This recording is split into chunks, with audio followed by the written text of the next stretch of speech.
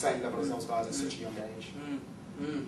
Absolutely. So you really what you're saying is then that the more challenges that came across, the more important the self-belief became. And also we've put down here discipline and work. The more you progressed, the more you believed, one of your core beliefs was the more you progressed, the more you needed to work hard. Yeah. Why did you think that way? Well, in hindsight, okay, I was 16 at the time, yeah.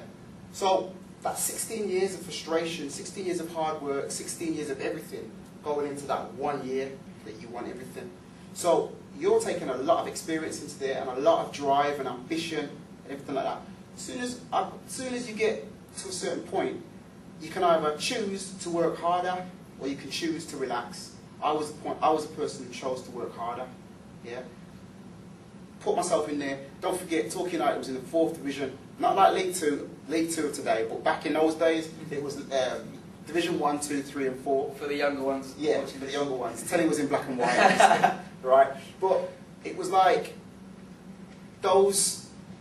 back in those days, you were sold to a higher club. Nowadays, they go probably abroad and get somebody. So you always had that drive. I want to go to Manchester United. Lee Sharp had gone the year before from Torquay United to Manchester United. That's what I wanted. I realised I didn't have all the tools in my box to do that. But I realised that if I'm going to get out of this basement club, I need all the tools in my box. So that's what drove me. Absolutely. So then really you get to the stage where you're still at Torquay and you've achieved what you really wanted to get, which was the professional contract. Yeah. And so all of the dream has really become reality. Yeah, of course. So when you've got that contract, when you've achieved that magnificent day, when you've worked all of these years, you've put in numerous amounts of hours of work, of believing in yourself, of practice, and more hard work to get there, you've got it. And then you reach a stage where you ask yourself a question. Is this the level, is this the highest level that I can get to? I asked myself that question. I refused to believe that was the highest level I got to. I refused. I did an interview, and it's documented. I did an interview with a reporter, a lady reporter, way back in 1989, 90 maybe. And I said to her, I want to play in the World Cup. Yeah.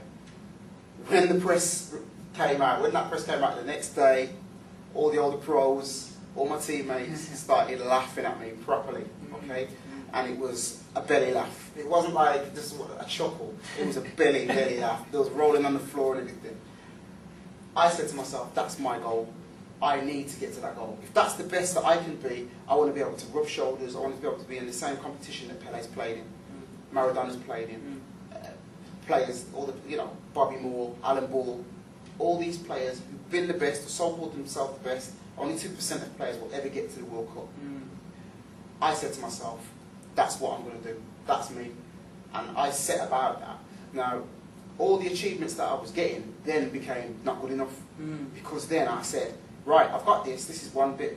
Right, now I've got it. Let me concentrate on being something else. Now let me concentrate on getting something else. Until I got to that, I need to get to the World Cup.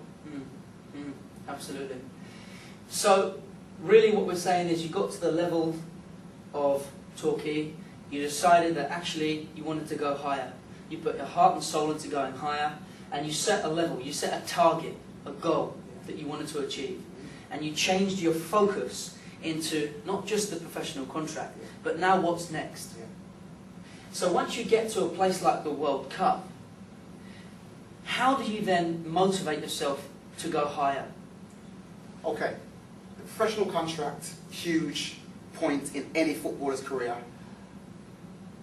I don't care if you're Pele, I don't care if you're Joe Bloggs that's just signed a contract with Torquay United. That professional contract is the greatest single feeling that you will ever get, simply because it announces your position, it announces your arrival. So you know that point that you're on the ladder. So that professional contract was my pinnacle, but then that was the bottom of that became the bottom rung on the ladder. Okay, I then had to shift my focus, like you say, go up to what's the highest thing that I can get to now. That was the highest thing from that point. So then when I got to the World Cup, I figured, you know what? I played against the players and I said to myself, these players are no different to me. They're just a human being like myself. They're just another man. I want more of this. This is what I want more of. I want playing football on an international stage all the time. I may not get to another World Cup. I'll try and aim for it. But that pinnacle is not to relax, but to drive on further, become an influence in other people's lives, show people what it was like to play against a player in the World Cup, because that's what I walk about now. I walk as that player who's played in the World Cup. If I take the football pitch, people will say he played in the World Cup. So therefore, I've got to have drive now. I owe it to those people who look at me not to disappoint them. So I strive to be just as good all the time, just as good. Be that player who was playing in the World Cup. Be more successful. My ambitions now is to be a manager who's taken the team to the World Cup. So it never stays still, that target. As I hit the target, come on, let's drive on. Let's drive on, let's go further. My mum says to me, you know, you've done enough, you've done a lot, but the tools that she gave me makes me want to improve more, want to achieve more.